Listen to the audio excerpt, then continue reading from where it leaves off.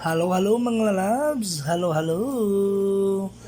Yan, nakikita nyo ba yung nasa kamay ko mga labs? Nakita ko siya sa malapit sa counter ng aming restaurant. So yan ay isang lizard labs, green lizard. Makikita nyo lahat yan mostly sa mga puno, sa mga niyog, di ba?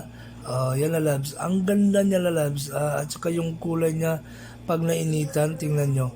Pag nainitan niya labs, sobrang ano siya, kumikinang at saka maganda pagmasdan yung ano niya.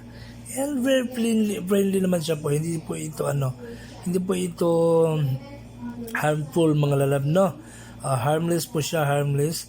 Tapos tingnan nyo po, gumagapang-gapang sa aking kamay and nasiyahan ako talaga lalabs. Before talagang